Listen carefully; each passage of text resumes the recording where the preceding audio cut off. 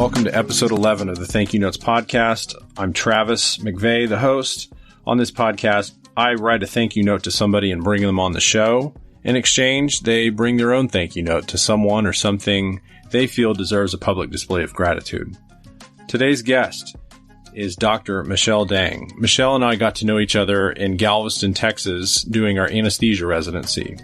She went on to do a pain medicine fellowship and has since become a certified integrative medicine specialist. We go into that. She's also a certified yoga instructor, and she teaches Legree as well. She's a woman of many talents, and she talks about all of them. So let's get to my talk with Dr. Michelle Dang. We did it. We did it. All right, Michelle. It's been, I think I asked you to do this 4 or 5 months ago. So what gives? I know, it's just been crazy. My baby just turned 1, so it's just this last year has been a really interesting, fun, scary, exciting year because we also moved to Colorado from Houston. So it's just been crazy. So yeah, while sorry you were it took me so long. like 38 weeks pregnant, you made the move? I was actually 5 months. Or no, 7 months, sorry. 5 months when I got the job offer, 7 months when we officially moved last September. And then we had the baby in December. So he just turned 1 yesterday or 2 days ago. Yeah, what was the theme of the party? Don't really have a theme. We're pretty casual. So we just kind of did our own thing. I like that. We had a theme. Oh yeah? What was your theme? Island. I think we had everybody wore leis. And I think we served some punch. We don't even know what we're serving for the birthday party yet. We're just kind of winging it. So I don't know. The weather here is very unpredictable. So it could be snowing, who knows? And when it's not snowing, like today, it was beautiful. It was 60 degrees. We went to the park. So we just don't know what the weather's going to be like. It's kind of hard to plan because we don't know if we can be outdoors or not. So true. And you live in Denver now, so everybody knows. Yes, we live in Denver. Okay. It's beautiful here. All right. So, Michelle, this is the Thank You Notes podcast. Are you a thank you note writer? I am not at all. I hate writing letters, hate writing thank you notes. Although I do like to listen or watch, like when Jimmy Fallon does his thank you notes bit. That's entertaining, but I dread doing thank you notes. Sorry. Is it because it's a thank you note or because you have to write it?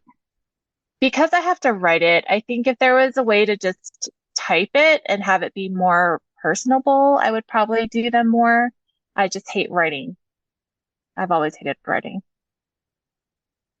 So it's safe to say that Colin and Stevie will not be will not be required to write thank you notes for their gifts. No, although I might have to force them. They might do thank you texts or thank you phone calls. Okay. So I was going to ask what your protocol is after you receive a gift. What do you do? Yeah. Normally depends on the person. If it's one of my friends or something, I'll just text them. If it's family who are older, we just have to call them. That's the school of thought that the non-thank you note writers have been in. And I think a lot of them go out of their way to like show, hey, I love this shirt. I wore it to such and such, or thank you for this toy. I play with it all the time.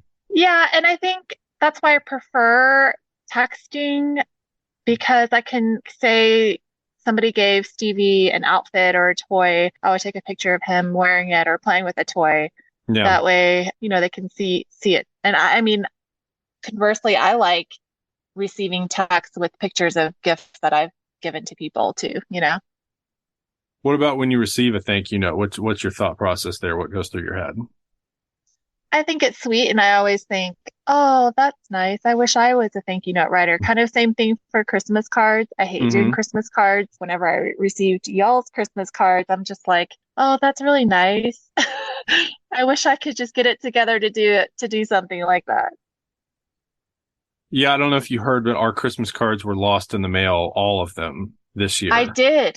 I saw that, and I don't know, how did that even happen? How did you guys even discover that all of them were lost? Well, I don't know that we've necessarily discovered that. My wife dropped them off at the post office and just it's been a week and a half and nobody's received one. So we're just going to chalk it up to, I don't know. I don't know how you lose 60 envelopes. Michelle, we should let my dozens of listeners know, how do you and I know each other? Dozens, I hope it's more than that. Uh, we knew each other from medical school. And actually, can I share this story? I knew you were going to tell this story. I dispute the facts of it, but go ahead. I think that we were in our PBL, which is a problem-based learning class together, second year of medical school in Houston. And I don't think that we ever even really talked to each other. And so I'm kind of introverted. I don't really like public speaking. I definitely don't like talking in class. So I don't think that I ever really talked in class. And I was in class with one of my good friends, Yen. And I think that I don't even know how I discovered that you couldn't tell us apart because Yen and I are both Asian. Fast forward to fourth year of medical school, we're doing our elective rotations, and I was doing the same rotation as you in anesthesia. And I showed up in that conference room. I guess somebody was like, "Oh, is everybody here?" And you were like, "Oh no, Michelle Dang is not here," or whatever. And I said, "That's me. Hello." And so it turns out I think you got me confused with Teresa Dang, who also is an anesthesiologist. And so then I think from that point on, I didn't really like ever really interact with you. But that interaction, I was like, dude, like not all Asians look alike. I edit this podcast heavily, so. Okay. And so then so we ended up going to residency together, and when we found out where we matched, and I saw you on the match list of all the students who had matched into anesthesia residency at Galveston, I was like, oh no, I got to spend 4 years with this guy. And one of my friends from medical school and college, Jannard, I remember him telling me, oh yeah, Travis is a really nice guy, maybe a little awkward, but just get to know him. He's really nice. And sure enough, we went through residency together. We became like really good friends. We did our sticky rotation together, played Mario Kart together, and yeah, it's just bowling. Oh my gosh, yes, bowling. Was it on a post call day or something? I don't even remember. We were at the outpatient surgery center, and I guess we got out at like 11 a.m. or something. Oh yes. And I think no, then we had to go back for something. Did we? I don't even remember. So we had like a 3-hour gap. So you just said, well, let's go bowling. I said, okay. That was super fun. That was super fun. Yeah, that's how we know each other. Well, so it's safe to say I was not one of your favorite people in medical school. In medical school, but I'm very glad that we were able to do residency together. It's been a fun ride. You and me both. Yeah. You and me both. One of my favorite parts of residency was doing it with you. Oh, me too. Oh, I have some fond memories. And did you remember because I graduated, I think 2 weeks after you guys did, 2 to 3 weeks because I had a baby during residency. And on your last day, we went to go, God, where did we go? I have pictures of it. We went to Saltgrass Steakhouse. No, we went to like some bakery, like you were post. No, I was Oh, right. No, it was, I forget the name of that baker. Is those 3 women that ran it. It was, I would literally had my car packed up and I was leaving town. And I was like, I have to see you before you leave. Mm-hmm. And so I think I was post call or something, and I met up with you and I remember I have pictures on my iPad, and I have pictures somewhere. That was good times. That was good times. So since then, your medical career has been, I don't know, wide ranging. It's gone through a few twists and turns. Do you want to take us through that? And I'm getting to your current gig with integrative medicine now. Your chart review that you do now. So yeah, after residency, I did a fellowship in pain management, and that was in San Antonio. Then I moved back to Houston and did outpatient pain management for a couple of years, but just really was not super satisfied. It was just, just burnt out. So I found yoga and fitness and health, and I wanted to do a little bit more with my career. So I did a fellowship in integrative medicine with Dr. Andrew Weil, who's like famous in Arizona. And so I completed that, and then just kind of did a 180 with my career during the pandemic. That was kind of when it all came full circle, where I was just ready to just leave clinical medicine altogether, but was not quite finding the right, I guess, position. And I found this job in Denver, and it's a physician advisor position. And so what it is utilization management for the hospital, which for people who are not medical, it basically, I help assist the hospital with deciding whether a patient should be in an inpatient or outpatient, or observation status. So it's kind of complicated, but it's non-clinical. I really enjoy it just because I'm learning a lot, but I also still feel like I'm kind of working my clinical brain because I review all the patients who come through the hospital, and these are active patients in the hospital. And so it's very interesting. It's very different than anesthesia and pain management. So I do miss a little bit of that, but I also on the side did teach a lot of fitness, which was a lot of fun for me. So I'm hoping to get back into that now that the baby is 1 year old. And anyways, that's kind of what I do now. And then part of your integrative medicine, like you were going to do a summit or Oh, right. Yeah, so this was right before the pandemic. A couple of girlfriends and I in Houston were going to put together a summit. It was called the Women's Integrative Summit on Health and Wellness, and it was supposed to be in Houston in May of 2020, which was obviously right during the pandemic. So leading up to it, that's when I started podcasting, and I interviewed guests on my podcast, just kind of all types of health and wellness, a lot of medical people, but also non-medical people as well, all women. The whole idea was to put together this summit based in Houston, since that's where we were at the time, just to bring together all women in the area just to talk about health and wellness topics. That's when I started podcasting in 2020, and I did it throughout 2020 and 2021 up until I made the move.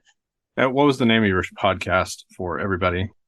It's called the WishWell podcast. So it's a Mm-hmm. Women's Integrative Summit on Health and Wellness, WishWell. Okay. And there's, I think, I don't know, 70 something, 80 episodes. It's like And they're still 84. available. Oh, are they? Mm-hmm. Did you listen to every single one? I've listened to probably a quarter of them. There's a lot of great topics that we talked about. There's so many women who came on who had such interesting backgrounds. So it was a lot of fun to do. Now, I can't remember. Did you ever ask me to be a guest on your podcast? No, because you're not a woman. But I have lots of things I could share about women's health. Yeah. I think that's a Well, little exclusionary.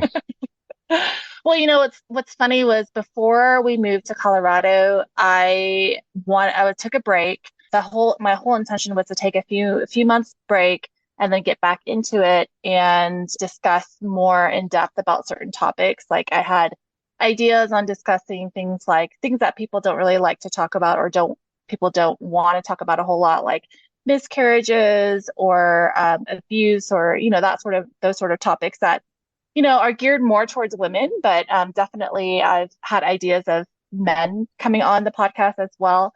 And I had a list of topics that I was thinking about going into, and then I was actually going to change the name of the podcast as well. But as you know, it's a lot of work to do a podcast. Then that was when we found out that we got the job in Colorado, or I got the job in Colorado. And so it was and then I was pregnant. So everything just got pushed, and I kept, as Yes. you know, kept delaying getting my podcasting equipment out. I still don't have it back out, and it's still in the back of my mind. So one of these days, I think I'm going to start it up again. Well, if somebody wanted to check out your podcast, what's an episode that you think kind of stands out? Oh gosh. Some of my favorite episodes are probably with some of my good friends that I've interviewed, just because it's so fun to interview close friends that I have on the podcast. One of the earlier episodes with one of my friends, Angela Leong, is really good. She talks about, her personal journey. And I think some of the ones that I like too are the shorter ones, and they're my solo episodes. So there's probably about 3 or 4 solo episodes, and one of them I just talk about cooking. It was just kind of random, but that was a fun episode. So Yeah, I listened to that one. That's a good one. If you had to sum up like your integrative health, your podcast, like mission statement, like what message are you trying to get across? What's the message that you're trying to get out? Oh gosh, that's a tough question, Travis. Yeah, I'm getting Um, good at this. I think what I've learned in my own personal journey is that there's just not one box for everybody when it comes to your own health and wellness. And especially, and I'm very much into fitness and health, and what works for me may not work for other people. So that was what I wanted to bring across through my podcast is interviewing women from all sorts of different walks of life. And my question to them was, what does health and wellness mean to you? And the interesting thing is it meant something slightly different for everybody. So that was what I wanted to bring across to people, to women. The thing that I liked about it is having gone through medical school and we learn all these diseases and we learn all these procedures and et cetera, et cetera. When you and I get to people, they've kind of been neglecting a lot of the things that you talk about in your podcast, like the Yeah. spiritual health and the mental health and the physical fitness. A lot of these people haven't been doing that. And by the time we get to them as anesthesiologists or even a primary care physician or a, cardiologist, you've already lost decades that you could have been addressing a lot of these things. Yeah. And so we're kind of in the business of fixing sick people rather than keeping well people well. And that's what I liked about your podcast. It's more about keeping well people well than fixing sick people. Yeah. But I mean, even so, it's really hard to remember that because personally, like, I mean, I felt like I was pretty healthy and fit. And then I had a baby, and it was like the first probably 6 to 8 months of his life. I was just like, everything was out the window, Mm-hmm. So I think that is important for everybody, wherever you are in your journey. Well put. Yeah, Let's do our thank you notes. sure. All right. Then the You blurred actually background. wrote a thank you note. I put it I in my phone. See how good I am? I do. No, I write one for everybody. You're All my so good. guests. Will I get the actual thank you card? I should mail Will you these. I mail it to haven't. me? You should mail it. I should mail it. Both sides. Oh, wow. That's Yeah. a long one. I thought that you did short ones. What My did you my think? thank you What did note's you really think you were short. getting into, Dang? I'm not sure. I listened to a couple of podcasts and I remember it being like relatively short thank you notes. I read quickly. That's probably why. Okay, maybe that's why. Dear Mish, what a ride, huh? We started as strangers, and I think you've said on more than one occasion that you initially didn't like me. Now we have been good friends for 15 years. It's an Oh my astonishing gosh. number. From our commiserating the woes of residency, board exams, and being single in our mid-30s to the super fun times we've had bowling, working together, and hitting a happy hour, I'm eternally grateful to have you as a friend. I also wanted to thank you for the inspiration you've given me in your dedication to wellness and sharing it all on your podcast. I don't think I ever told you how proud I was when you became a yoga teacher, as well as all the other accolades to follow. You're a super doc, super mom, and a super friend. Thanks, Travis. Oh, I love it. Yeah, I'm That's glad so you love funny it. because we like hit on all the stuff that was in your thank you note. That's no accident.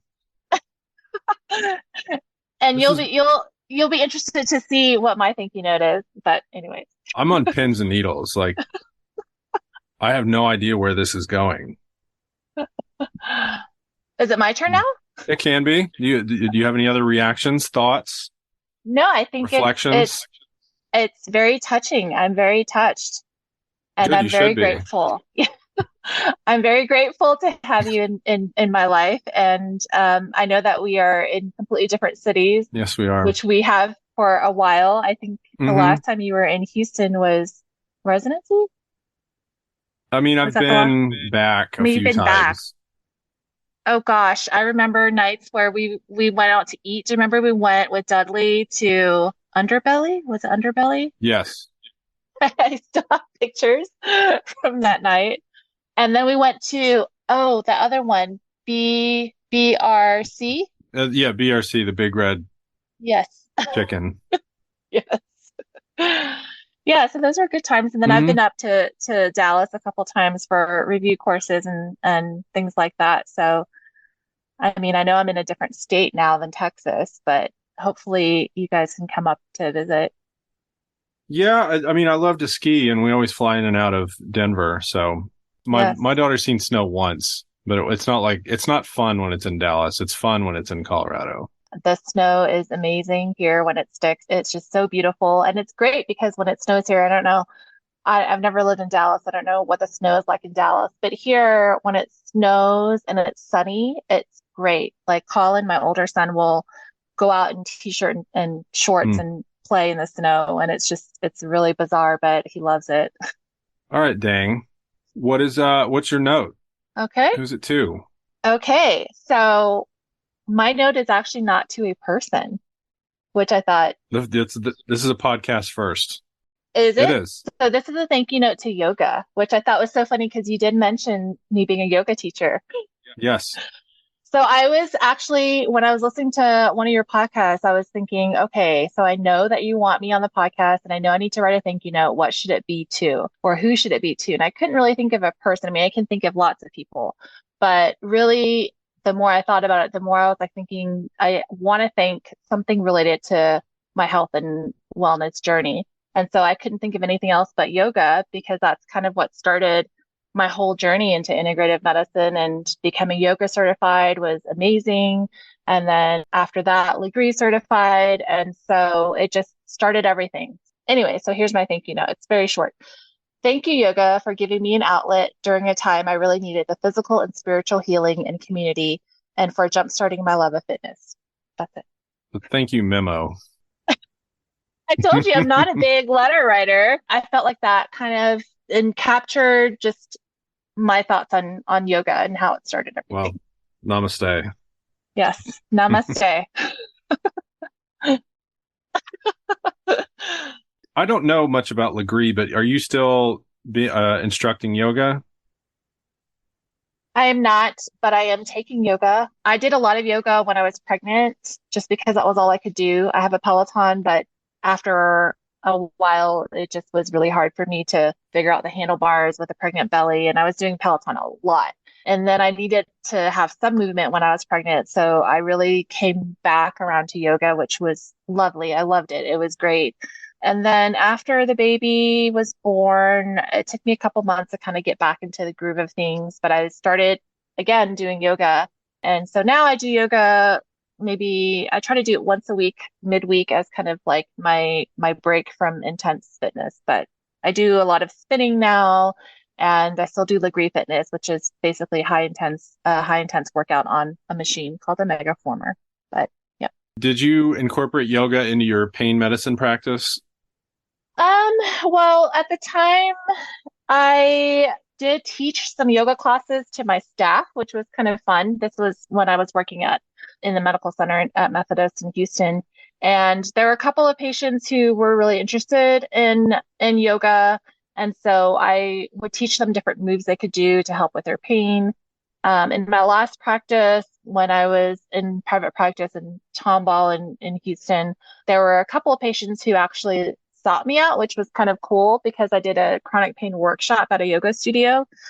And so that was pretty cool for them to find me that way. It wasn't a whole bit, it wasn't a big percentage of people who were interested in it, but the ones that who were really brought me a lot of joy. So Yeah, I kind of think that's the ideal for, medicine as a whole. And I think that's kind of where I think medicine should go, is that we should incorporate a lot more of that. And I think people would stand to benefit a lot more from that than, just the medication and just, take a few of these and come see me in a month. oh, definitely. Definitely. Okay, Michelle, last question. What's your favorite kind of margarita? Oh, A a squirrel squirrel margarita. margarita. Yes, That's an that isn't inside it. joke. We can But explain it. yeah, that was when I was in Dallas for a board review course. Oh my gosh, I was there for what is that guy's name? Niels Jensen. Yes. I haven't done anesthesia in forever. I can't remember his name.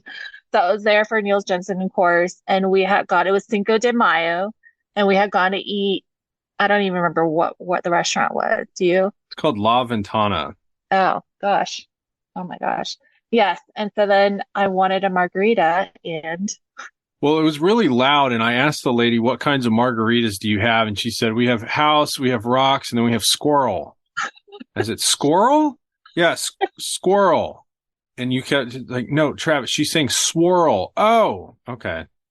So we had to get it then. So we had to get a squirrel margarita. That was fun times. All right, Michelle Dang, I'm glad we did this. I'm so glad too. This was fun.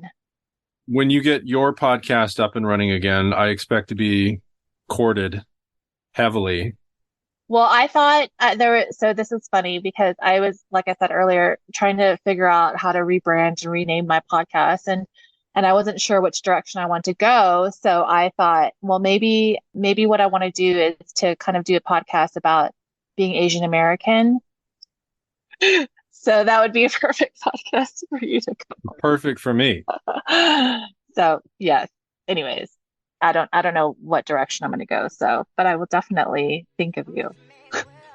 The I Can't Have Travis on This Podcast 2.0. Hopefully not. All right, I got to run.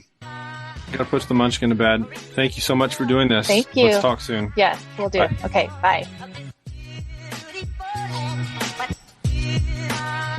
Thank you to the lovely, talented Dr. Michelle Dang for coming on the show. It was a treat to talk to her. It's always a treat to talk to her. I will link to her podcast, the WishWell podcast, in the show notes. Also, there will be links to my Facebook page, links to my Instagram, and the voicemail number. So interact with the show in any of those ways you'd like to. Thanks for tuning in, and we'll see you next time.